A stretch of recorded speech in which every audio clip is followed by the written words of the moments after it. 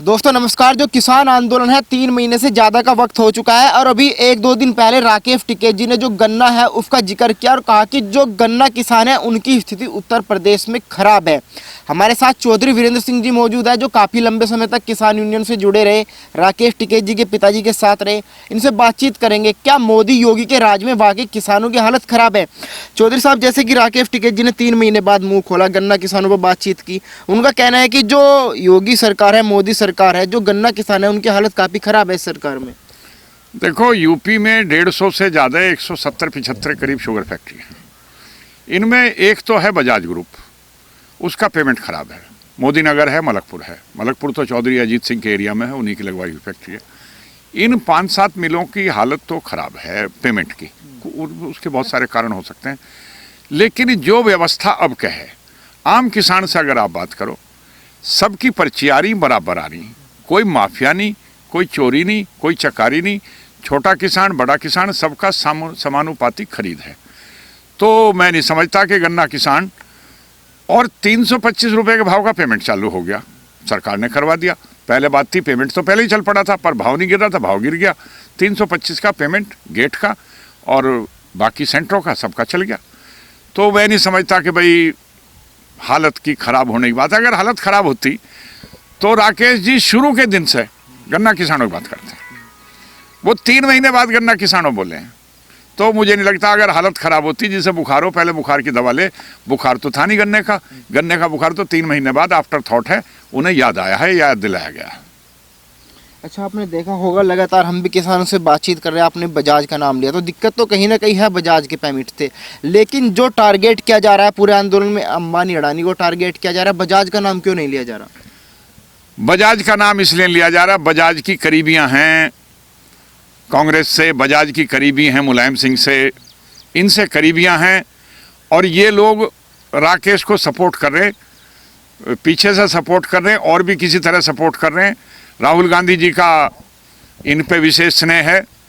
2007 में शायद चुनाव भी ये कांग्रेस के टिकट पे लड़े थे, तो राहुल गांधी को राजी रखना है, इसलिए इसलिए बजाज ग्रुप का जिक्र नहीं करेंगे। अच्छा, अगर पश्चिम उत्तर प्रदेश की बात की जाए तो जो नरेश टिकैत जी है वो बालियान खाप के चौधरी और भरक्यू के अध्यक्ष भी हैं। और सवाल ये उठता है कि किसानों के नाम पर शुरू किया गया आंदोलन आज उसको कहीं ना कहीं जाट समाज से जोड़ने की कोशिश की जा रही है। हालांकि इसमें आरएलडी भी कोई कसर नहीं छोड़ रही। आपको नहीं लगता नरेश टिकैत जी को कम से कम इस मामले पर सफाई देनी चाहिए? देखो भाई, यूनियन का गठन तो होया था किसानों की लड़ाई के लिए। जाट भी किसान है और भी किसान है, लेकिन किसानों की लड़ाई के लिए हुआ था। जाटों की लड़ाई की बात तो थी नहीं। जाटों की लड़ाई लड़ने के लिए जाट महासभा है, जाट महासभा ऑलरेडी है, इसलिए दूसरी जाट महासभा की जरूरत नहीं। चौधरी साहब का ये गलत स्टेप है। अगर बिरादरीबाजी में जा रहा है, जाने या न जाने, तो ये गलत स्टेप है। यूनियन सारे किसानों की प्रतिनिधि संगठन था, अब तो नहीं रहा। खैर, अब तो वो खाली कुछ लोगों के लिए रह गया। ये सोच गलत है उनकी।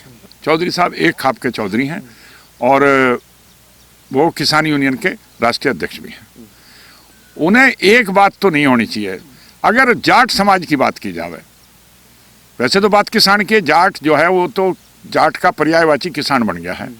हमारे लिए आरएलडी और इसको छोड़ के हमारे लिए जरूरी है हमारी इज्जत, हमारी बहू बेटियों की सुरक्षा, उनका मान सम्मान और जनरल सुरक्षा।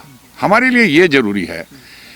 किसान का सर उस दिन शर्म से झुक गया था जब किसी बहाने से गुलाम मोहम्मद जौड़ा, अमीर आलम, फलाने ढिमाके, जो 2013 के दंगों के लिए जिम्मेदार लोग हैं, जब उनके साथ चौधरी नरेश टिकैत ने मंच साझा किया, उस दिन शर्म की बात थी और उसकी माफ़ी तलाफी आज तक इन्होंने की। उन लोगों की वजह से हमारे बेगुनाह लड़कों के नाम दंगे में आए, फर्जी बलात्कार लिखे गए और सारा कुछ किया गया।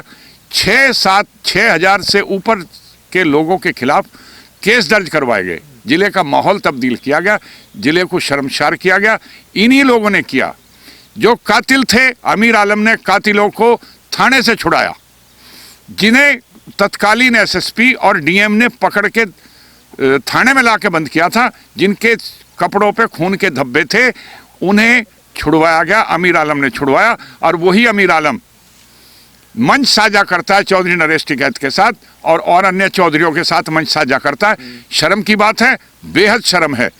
बहु बेटियों से पूछना चाहिए था इनके साथ हम मंच पे जावें या ना जावें। ये अपनी राजनीति कर रहे हैं, लेकिन हमारी आधी आबादी जो है जिनकी रक्षा सुरक्षा का सवाल था उनसे नहीं पूछा गया।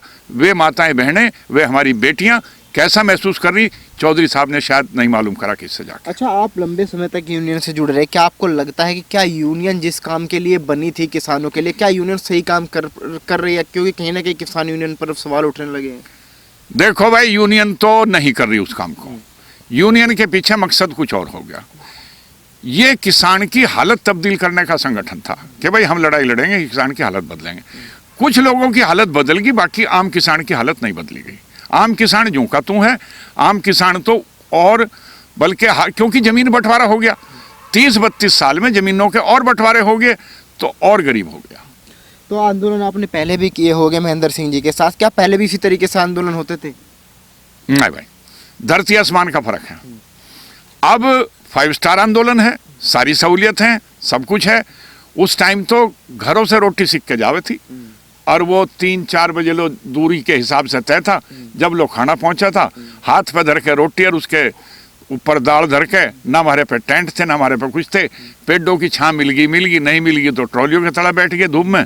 अव्वल तो धूप महसूस नहीं हुए थी। अब ये लोग नाजुक लोग हैं, इन्हें धूप महसूस हुए, इन्हें एयर कंडीशन चाहिए, इन्हें कूलर चाहिए, इन्हें बढ़िया टेंट चाहिए। फर्क है उस किसान में और इस किसान में फर्क आ गया। अच्छा, अब तो फ्रिज एसी की बात हो रही है कि आंदोलन खत्म नहीं होगा, गर्मी में फ्रिज एसी लगा देंगे। लड़ाई के मोर्चों पे फ्रीजर एसी नहीं होते।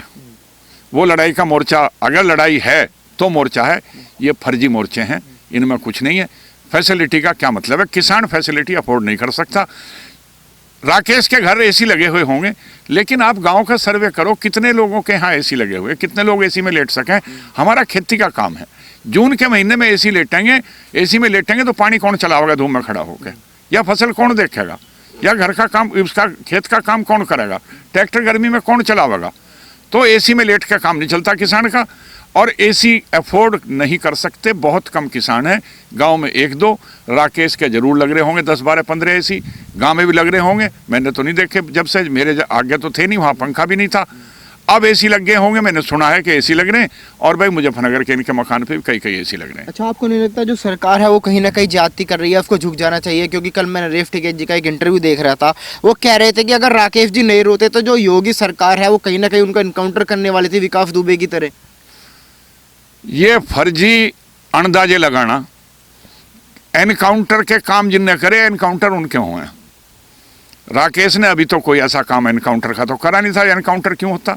हाँ, वो 26 जनवरी के गुनाहगारों में शामिल है। वो उस कागज पर दस्तखत करने वालों में शामिल है जिन्होंने एनओसी दिया था कि ट्रैक्टर मार्च शांतिपूर्वक होगा। और वो ट्रैक्टर मार्च की आड़ में जो कुछ हुआ है इन्हें पहले से पता था। जितना कसूर है उतनी सजा देगी। हमें न्याय व्यवस्था में यकीन करना चाहिए।